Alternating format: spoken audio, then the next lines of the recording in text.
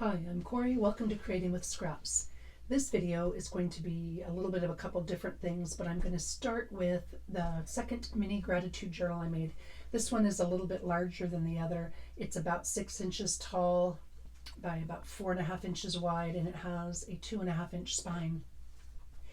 And it's not made with stacked envelopes. It has the binding system that I had shared in a couple previous videos. And it is now done. So I thought I'd take you through this really quickly and then answer some questions.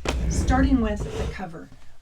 Sometimes I'll start a journal with a cover because I have a cover idea. In fact, the Girl of the Limberlost journal that I'm going to do during Christmas break is designed around the cover of the journal. But other times I'll do the pages first and then create a cover that'll work for the pages.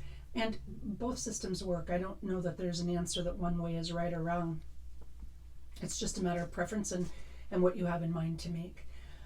This journal, I wasn't sure what to do with the cover, and I have this beautiful Tim Holtz fabric that colors matched, and I thought, oh, maybe this is a good option. And it is, except that I was using Tracie Fox from Love Junk Journals, Tracie Fox Creative Love Junk Journals. I was using her Autumnal Hues kit that I absolutely adored, and it's not a perfect match for this. Color-wise, it's fabulous, but this is kind of more free-spirited, and that's more, I don't know, just a little different. It didn't strike me as quite right, so I put that aside. And then I had, at a resale shop, I had found some of these upholstery fabric samples, and I really love using these, and I thought about using these, or one of these, specifically this one, but the pattern and the scale was just a little too big for this journal. So maybe for a tall journal or a larger or full-size journal, this might be a better fit for. And those are fun and easy to use. And then I have this ticking that I absolutely adore. I've got quite a bit of it. I bought it a long time ago. But then I thought, well, this would be better maybe for one of my daffodil journals, and I fully intend to do those next year. So I ended up using a piece of the upholstery sample book, and it's fairly thin and pliable. It looks like a micro suede, and it's durable, it's pretty, and I love the different colors in it. So I just cut apart a bit of this to use as the cover, and then I used canvas on the inside. Now, when you purchase canvas or you find canvas, you're going to find different weights, different weaves, they all have the same like non-bleached linen texture or non-bleached muslin style texture, but how tight it is and how thick it is makes a big difference. This one is a fairly thin one, and I used it intentionally because of the look that I wanted.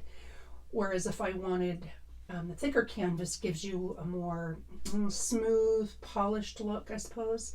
And I have used linen handkerchiefs, but I'm going to use this for more journaling cards instead. But that was another option. So this is what I landed on. And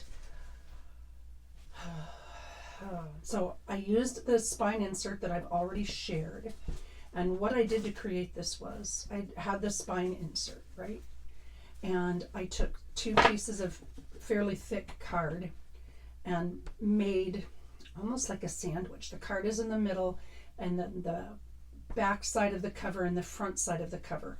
I cut them to the same size, and then I sewed a bit of vintage lace on it, and there was a big stain on here and a little bit of a hole that I wanted to hide, so I used one of these fabric with transfer flowers on it, and I thought that went well with the whole overall look. You can roll these edges and tuck them for a really clean book type finish, but I really kind of prefer, most of the time for me, a grungier look. So this is almost like I said, a sandwich. A piece of board, the cover, and then the inside cover. And you can see this is a little bit more, because it's a thinner fabric, it's got a little bit more of a give and a texture to it, and I really wanted that look with this. So that was how I decided on that. And here is the completed journal, and I'll go through this fairly quickly. Again, this is the Tracie Fox Creative Love Junk Journals Autumnal Hues kit, and then the page bases are made with her Archive 2 set. It's probably one of the easiest sets I've ever used, simply because it goes with so many different things. There's a grungier version and a less grungy version. 2 little pockets. This is a paper clip pocket with a side tuck, and then I used just another little bit of the handkerchief to make a little notepad cover to tuck in the side here. And yes, this is I've got a page where I have what I'm grateful for each day. I just have to transfer it over to this book now that this book is done. Just to fold it over a bit and scraps sewn onto the edge. In fact, that's one of the things I really enjoy doing is, I've got solid card and then I've got leftover scrap bits, and they just make great edges for, a little bit of different or interesting look on junk journal cards, card inserts. And double pocket, and these are just little journaling cards, small journaling cards, double tracing paper pocket. This entire journal is created with craft cardstock, coffee dyed tracing paper, the archival kit. No, that's not correct. Archive set, and then the Autumnal Hues set. And that's pretty much all I used on this journal. Pocket with 2 different bits of journaling paper, because on that day I had quite a bit I wanted to say. And I tried also to use some of the bits that I had made this summer and incorporate them in this journal. And so I grabbed some of those pieces, and this is just one of those hidden journal envelopes, and I share a video on how to do that. But a lot of people have done it, but this is a repurposed envelope with the hidden journaling in it. This is one of the pieces I made with the other gratitude mini journal. I had shown why it's not a great idea to cut across the top, because it cuts when you're using the envelopes, it makes an open gap. And so rather than waste those, I just kind of repurposed them and made individual components with them. And then this is just a flip up journaling spot, and those were some cut off corners that I had from something else and added those. This is one of the time card style pockets with, again, some more different kinds of journaling pad and a journaling flip up note card for journaling. And if you're new to my channel, that's kind of a lot what I do. I don't leave a lot of blank pages. Okay, I almost never leave blank pages, though I do sometimes depending on the paper and such. But for a journal like this, I mostly try to find ways and places to put journaling spots. So you can write as much or as little as you want, but I have mostly decorated pages. And I had a few gold charms lying about, so I included those gold charms. And if I remember, I will show you a tip. I'm going to try to remember on how to use another option of using eyelets. This is a journaling pad, a belly band. I think that was again a leftover bit from the summer's projects. And this one is just, there's a coin envelope here, pull out tag bit there, and this is a belly band around the coin envelope, and then 2 little journaling tags in the pocket. All these images that you're seeing are from Tracie's kit, the Autumnal Hues kit. And here is a little notepad. Oh, this isn't a notepad, it's one of the drop down folding kind of note cards, just to mix it up a little bit. And that's a tracing paper pocket with a transparency on the top. This is one of the 6 pieces we did in the previous gratitude mini journal, and altered it just a little bit to put a pocket on the front, a pocket in the back, or a belly band, and then a notepad. And this is just a little bit of the scrap or leftover lace to make a place to pull that out. And a couple little mini envelopes, again with little notepads for the writing on. This one's just a simple notepad attached that way. And then here's the same idea, a little notepad just sewn at the top. One of the reasons I like to do this is because it's easy to take it out to write and then tuck it back in, so you can have it showing as much or as little as you like. Here is another one of those labels. I had way too much fun this summer playing with transparency and covers and such. And this is just the beginning of a little notepad. Someone had gifted me some old recipes that are kind of worn out and hard to read, but I thought that'd be really fun. Like, I think, because this is a November gratitude journal, might be kind of fun to put some of those old recipes in here, which is one of the reasons I wanted more pages for an option. And another one of those transparency pieces. This one's sewn onto the page as a pocket with a tag in the back. Here is another one of the 6 bits from the first gratitude journal of this year with a double belly band, journaling card, and then a word card. Sideways envelope. I've got a bit of ephemera to go inside of that, but then flipped it open because the envelope, the top, rather than closed, it just flipped it over backwards and then covered up a journaling spot with another one of the beautiful images from that kit. Gail Augustinelli 4-corner pocket. These are one of my favorite things to make. Super use of scraps and just lots of fun. A tag, you know, 2 different kinds of journaling tags. And this is the Wendy Townsend concertina. And this little fabric bit is a leftover bit from the cover fabric. So another way to incorporate and use that. Here's another one of those leftover envelopes. There's an opening at the top. And it's a tuck just for a journaling card. And a belly band with more of that. It just, the kind of colors went with this fall theme.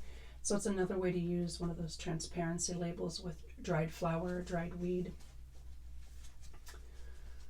A drop down tag for journaling with another of the images there. This just is a double pocket, so there's a journaling card in the back. There's just a couple pages sewn together as a notepad, and then one of the images from the kit. Here's a flip up. This is another coin envelope, and what I did here is I tucked the edge of the journaling piece, the drop down journaling piece, in there, so there's still plenty of place to journal, but it doesn't have to be front and center. Here is one, I think the first time I saw these, it's really just a strip of card folded and folded with the corners folded down. I believe Julie from Camellia Craft Designs was the first place I saw those. And this is another item that we used in the first gratitude mini journal. I just altered it a little bit to better suit this book. And then this gives a little pocket right here with, oh, I thought it opened, maybe it doesn't. Oh yeah, another little journaling space. And this is a flip up and removable journaling pages. So there's a journal page back here and then a little notepad to journal. And rather than gluing this down all the way, I just glued it down most of the way so that it can tuck right back in there and hold that in place. And this is a Tim Holtz die cut, embossing place die cut. So open up journaling spot. And I glued down part of it because it partially cuts and partially embosses. And I just wanted a little bit of that to show, to hold it closed.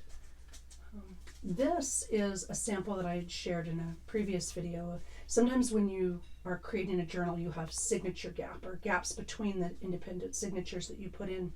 And this is one of my favorite ways to fill that gap. I just had a standard gap here, but I wanted to show how easy it is to use. It's just a little double-sided pocket with a journaling card, but with these hinges on the sides, it allows you to put an insert in there to fill those empty spaces. Let's see. Oh, I'm pulling out the lace. This is just a fold-over journaling card again with some scraps of lace and one of the images and a place to journal on the inside. Tracing paper. Another one of the little itty-bitty transparency. They're not really envelopes. They're just decorative bits and showing a couple of the different ways that you can use them. This is a belly band, again, the third of these pockets that I didn't want to waste, with just a little note card in there. And then the last page is another belly band with a notepad on it, and that's it. So that's this journal, this gratitude journal. This is a style that I like to make. I don't always make a hard spine because it's harder to make it lay flat, but you can see I could easily work in this, make it lay mostly flat. Like with books, when you've got a thicker book, a lot of times your spine won't be hard. It'll be a soft spine and you've got hard front and back covers. And so that's what this is here. And there you go. There's a flip through of the gratitude mini journal. After the previous video where I shared some of the bits that I had made this summer, a couple of people had indicated they wanted to see some things made, so I'm going to show you that. But I had also mentioned, I think it was on that video, that I was going to go to the Great Junk Hunt. People ask me frequently, where do I get my enamelware? Where do I get the vintage sewing machine drawers and wooden spools and all the different pieces? And one of the places I go is antiques shows or antique malls. And the Great Junk Hunt is one that was recently here in Washington. And it's a fabulous, fabulous show. So I'll show you what I got. I spent about $60 total, and I'll show you what I got at first. My word for next year is rediscover. So what I did was I found these metal letters, and they're about 2 inches or so, 2 by 2 or something. I found these letters, rusted metal letters, and I'll put it on a scrap of old wood. And it says discover, because my word next year is, for 2024, is rediscover. So I am going to see if I can't find an Etsy shop, and if you know of one that you can refer me to, that'd be fabulous. So I want a cursive R-E, lowercase cursive R-E, and in the rusted metal, and then the word discover. So it's discovering new things, but it's also rediscovering some of the old things. I've been wanting to use up. I love shopping for new treasures, or new old treasures, I guess, but I also want to be mindful of using some of the things I already have and looking at them in new ways. One of the things I found at the show was vintage postcards, and I particularly love these because sometimes if you go to an antique mall or something such, you'll find vintage postcards, but they are, I'm back into frame, but they can be kind of spendy, $2 to $3 to $5 to $6 per postcard. Well, I got this stack for, I think it was $5, so I was really pleased with that. And many of them, like this one's 1909, many of them have been canceled, and they're all old. Some of them are brand new, never used, and there were several from 1944, which is kind of cool. That's right at the end of towards the end of World War II. So combination of the two. Let's see, this one's 1944 also. Different places, and see, some of them are brand new, but again, the same era. They've got that same look and style and patina. Anyway, I thought these were really cool. And again, 1944. Now I want to go visit this place. It says Grand Mare Lake in Stevensville, Michigan. I've been to Michigan a couple times and absolutely love it, but I've not been to Stevensville, so I'm going to have to check that out. And this one was from 1913. And just a variety of things. I think the oldest is 1902. Here's the University of Washington one. Yeatman High School in St. Louis, Missouri. That one's in 1909. So a lot of fun little postcards, very reasonably priced. My personal kryptonite is vintage lace, and I love this stuff. And there's a couple booths. I've been to this show several times. There is a couple booths that people specifically carry it, and usually for a really reasonable price. Like I think this was the one, there was a $1 tag. I think this one was $1, and it's already obviously cut and torn from something, so I have no problem, cutting it up and reusing it and repurposing it. I don't think I'd seen this particular pattern before, and just thought, I think it's the entredeaux, between the edges lace, but isn't that beautiful? It's super thin and just, I don't know if I can, how well it's showing up here, but it's just gorgeous, thin, beautiful. And then this spool is just, a variety of little bits and of this and that, which is, my personal favorite. Now this one I paid $11 for this, but it's about 4 feet, and it's just stunning. And I'll rewind these on something else. But look how beautiful that pattern is, and look how thin it is. So many uses for it. So couldn't leave that one by. And this one, I thought I would go through it with you. Let's see, this was an $8 bag. Haven't looked into it yet, but it came this way, and I thought that seemed fairly reasonable for maybe an undergarment, but this is the entredeaux. I hope I'm saying that right. My friend Lisa told me about it. The lace that goes between other things, it's flat, designed to be sewn in between things.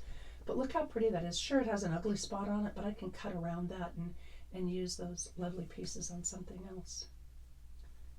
Yeah, looks like a little daisy kind of a pattern. Obviously it was a remnant or cut left over from some sewing project. I'm not quite sure how I'm going to use that, but I'll find a way, because that's pretty darn cool too. And like I said, one of the things I love about this type of thing is I don't feel guilty for cutting it at all, because there are stains on it, and it otherwise would end up in a landfill somewhere. But really pretty bits. Here's another one that looks like it might be, well, maybe this was a sleeve, like a christening gown kind of sleeve, but look how gorgeous that handmade lace is. I'll find something to use with it. And maybe a part of a wedding gown, I'm guessing. I don't know. Really pretty though. Lace panel. And here again, this looks like maybe a sleeve from a woman's undergarment. And this woven fabric is just lovely, with just a hint of pink on that, which is kind of cool. And this, which just makes me happy. I freaking love using this kind. It's thin, it's got a pretty pattern, it's not super bulky, and obviously it was cut off of something, but boy, happy to use that. And I got a piece of vintage velvet trim. I figure that color perfect for a dandelion journal. So those were my treasures from the great junk hunt. Still going on is the 2023 Christmas Craft Off collaboration organized by Rachel from Rach and Bella Crafts. And I have to say, it has been phenomenal. I just finished watching today's Angela Kerr and Nelda's Crafts and Inspiration, and the projects that have been shown and shared so far and the ideas, truly phenomenal. So if you haven't, the hashtag is, oh heck, what's the hashtag is, I think, Christmas Craft Off 23. So if you look for it that way, also most of these channels have this bit on. I'm looking forward to, well, a whole bunch of people. So many more people are coming up with their creations, and then there's lots of inspiration. So if you've not yet checked that out, please do. I promise you won't be sorry. All right, before I get into the makes, I'm going to share, I'm almost embarrassed to share. So one of the things I had intended to do this summer before I took a trip and went to see meet my new grandson and take care of my granddaughter, was a project. One of the questions I receive a lot, or frequently, because I like to use scraps, is how do you get started using scraps? And so I had planned a video called Overwhelmed by Scrap, and just didn't get to make it before I've gone. And so everything is ready for it now, and including another thing that I'd been asked is a flip through of this completed idea book. And idea books are one of my favorite things to make, but also they are so handy. And this one is finally done. So in my next video, which is essentially ready to go, I just have to film it, I will be sharing some tips and ideas when you're overwhelmed by scraps and you want to just get started and you're not quite sure where to get going. So that's coming up very soon. White Cottage Company. I had a question about this. I've got some of the fall candles that they make. White Cottage Company is a Mary Yoder from Berlin, Iowa. No, try that again, Corey. Berlin, Ohio. And she has a channel where she repurposes and redoes things, and she shares new videos every Wednesday. So if you're a person who likes to repurpose and such, she's got lots and lots of really great ideas. And she has the White Cottage Company Etsy shop, where one of the things she sells is candles. So there's that. All right. The 4 pieces I was asked to share were the origami fold. And now I know I've done this before, but I couldn't even begin to tell you which video it was on. And it's so quick that I don't mind sharing it again. The nice thing is it takes just about any size square. I think if you went too small, it might be kind of hard to fold, but that just could be me because my eyes are old.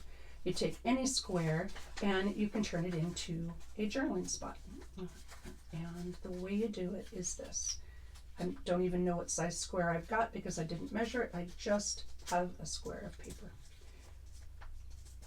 So a square of paper, and you fold it from corner to corner, and it doesn't matter if it's bottom left, top right, or bottom right, top left, or what have you. You just turn it at a diagonal and you fold corner to corner and then crease. Right, so then you've got a triangle. Then I use a grid of some sort to make sure that my points are centered, because you want to make sure when you're doing your next fold. So you've got the length of the triangle along the bottom and a point at the top, and then points on the right and the left. And then you choose whichever side you want. You either pull from the right or the left, and you fold over. and you go more than halfway. You don't want to match corner to corner because then you won't get the fold that you're looking for. Corner to corner, halfway. Now, personal preference. I want my points to line up. So when I fold this corner over, so you can see what I did there. It's too far. I'm going to have to refold it, which is absolutely okay. So you can see my legs or my feet overlap. So I went a little too far. And it's easy to do. And you just refold. Pull it out, refold it. And I will line that up to make sure it's straight, because it's really easy to go cattywampus on this. So I'll line it up to make sure it's straight. And then I want this top point where I'm folding to be the same height as the one on the opposite side. So as I'm folding this, I want to be mindful of where this point will touch, and I want them to touch at about the same place. It doesn't have to be perfect by any means, but you want them to touch, I don't know if you can see there, at about the same place, because your next step is to fold down the top, and you want it to be a fairly straight line. Again, it doesn't have to be perfect, but you want it to be fairly straight. And then you fold the top down, then you tuck the top inside, and then fold right, left, left, right, doesn't make any difference. And then where you've got this little folded bit, you tuck one of the two legs inside the folded bit, and there it is. There's the origami paper fold. Super handy, great way to use up scraps, and makes a really nice journaling spot tuck. All right, this is the Rita Donnelly flip. Some sweet person, I was sharing this in the last video, and some sweet person said, do you mean the Rita Donnelly flip? Yes, Rita Donnelly flip. And the way this is designed to be used, it's just an additional writing spot plus a tuck. You glue it down in any corner, top, bottom, left, right, whichever. You take a square piece of paper, fold it over, and then just glue or sew a little bit of a notepad underneath it. So I would glue this down into my journal on two sides, and then I would have a tuck right here for a journaling card or what have you, and then I have a flip up with lots of places to write, and that's a Rita Donnelly flip. So there's that. Gale fold down. Somebody asked me how to make a gale fold down, and these are super simple. So you want to start in about the middle, and you're going to fold down. It's a way to make a journaling spot with leftover strips. Like, you've done your coffee dyed paper or whatever paper you use, and then you fold the two corners down into a point, match them up in the middle, and then you just start folding your paper to fold it and tuck it down.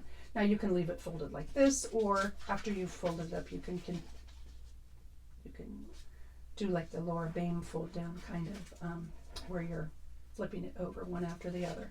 But bottom line is, it's just a way to fold up the paper and then fold it down like this. And then most of the time, what I'll do is I'll take an image or a Tracie label or something along those lines. Here, I'll just grab that one. And then I'll glue part of it down onto my page, right? So I would just glue on this back corner here. I would glue it down like that, and then it holds the flip in place. You can use a, let's see, do I have any circles in this one? I don't know. Well, yeah, here's a circle. You can also do a circle at the bottom, like this, and then just glue only, again, part of it and flip it up. So that's the Gale fold down. And I know other people have to call it that too, because Gail makes those fairly frequently, but she's the first person I saw do it. So it's forever and always a Gale fold down. No idea where I saw. And the other two questions I had were envelopes, junk mail envelopes. No idea who I saw this through first, but it's a super simple one, and it's just a little time consuming because you have to color it. You choose two envelopes the same size, and the measurements aren't as important with this, simply because everybody's gonna have a little bit different size envelopes. But the idea is to create a waterfall effect with journaling pockets on the side using junk mail envelopes. And the way you do that, let's see, this particular one, I think these are the same size envelopes or close. I don't know if they are or not. So let's see, this one looks like it got scored at about 2 1/8. I think that's what it was, 2 1/8. So you're gonna 2 3/8, excuse me. So you're gonna score one of the two envelopes, right? At about there. So that'll be one of the two envelopes. And then the second one, I wanted about 2 3/8 more, 2 3/8 longer than that, which would be almost 5. So 1 minute to 5. I guess that's maybe a crazy way to say it, but about 4 7/8. No, maybe not. That's going to be too fair. Well, heck. So one like this, and then one I want it to be, I guess I could just even fold it like that. Yeah, doesn't have to be perfect. So I can guesstimate. Yeah, there. I didn't even measure. That's close enough for me. And just kind of fold it over, and maybe just do what I just did there and play with it until you're happy with the spacing, and that looks pretty darn even to me. Then, right? Then you're going to cover the front and the back with, heck, where do I have it? With any book page. And it can be book page, it can be old ledger, it can be anything you want. So, oh, here you go. That one's kind of fun. This is Scott's Original Miscellany, which is a really fun book. Navajo Code Talkers. There you go. Because sometimes I like, when I'm going to have pieces like this showing, I want interesting bits. Cut them to fit. Measuring bra sizes. There you go. That's what we need on here, measuring bra sizes. So I would cut that piece out and glue it right on top. And then you've got the waterfall effect. When the whole thing is said and done, just trim a little bit off the edge here, and that's going to give you your side tack. Okay, that's really funny. I'm going to have to finish making that because that made me smile. And by trimming off the edge, that gives you your tuck. And you could do it all the way through if you wanted to make this more of a belly band kind of a tuck, or if you needed the pieces to come out on the left side as opposed to the right side. And that is honestly all there is to that. It's sturdy. It's a little bulky, so I don't know how many I would make, and you definitely want to use thinner paper, but that is how you do that one. And then this one uses one envelope and scraps again. So it's just one envelope, and this particular one was scored at, let's see, it looks like about 3 1/4. So envelope, this one happened to be coffee dyed. Because I've used the window film on this side, I want to make sure when I'm folding this down that I don't cover up my window. And actually I think on this one, and it's going to change from envelope to envelope, looks like the space between the end of the window and the end of the envelope is just under 1 inch. So I think I would do the same thing up here. I would score it so that the fold is at about the same, and in this place, this one, it looks like it's about 3 1/4 maybe. So, and again, doesn't have to be perfect. I just want them to be about equidistant. So I scored and folded. So that gives you this front bit. And you can see here, all I did with this is I cut, these are 1/2 inch.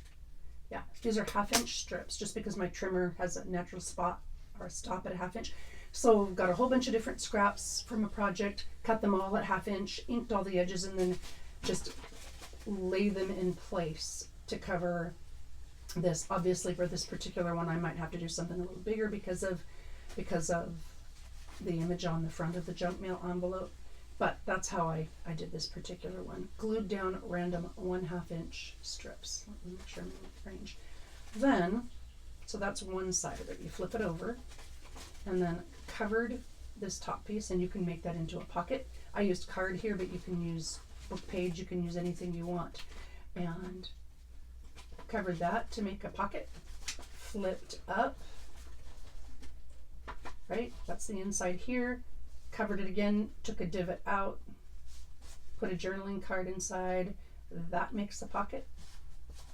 And you can see this is just the envelope folded over. I didn't cover the whole thing. And then I took another piece of card put it on the bottom, took a divot out of that, and made a side. So this piece is glued down to make it a pocket, right? And then the envelope itself, after I've glued everything in place, I again did a slit on this side and then made just a simple journaling card, journaling tag. Oh, that's right. That makes sense because this is the side with the window showing. So my decorative piece, just some stamped paper it looks like, and one of the clear plastic stickers and a Tracie label, and put into place to make a journaling card on the inside here. Super easy, great way to use scraps, and a fun way to make an enclosure. You know, this type thing makes a good Happy Meal too, because you can stick a note in here, a couple bits of ephemera, maybe a gift card, what have you, and then people, when they're done receiving it as a gift, can tuck it into their junk journal if they chose. So there is that. I hope that was enough detail. I hope you found that helpful. I'm looking forward to sharing my Overwhelmed by Scrap video. And then the last thing, I'm almost done with mine for Rach and Bella's collaboration, a vignette, my Christmas vignette. And I had those two different samples, and I think one is going to be specifically focused on Christmas, and then the other one is going to be a little bit more universal, so that in January I can use snowflake dies and make little snowflakes and decorate the tree. And then in February I have this little heartfelt pattern, and I can make decorations that way. So I may try to keep it up year round. But when those are done, maybe later this week or next, I will share that with you as well. As always, thank you for your comments. Thank you for watching. If you've got questions, I'm always happy to answer them. And happy creating and happy Thanksgiving to you all.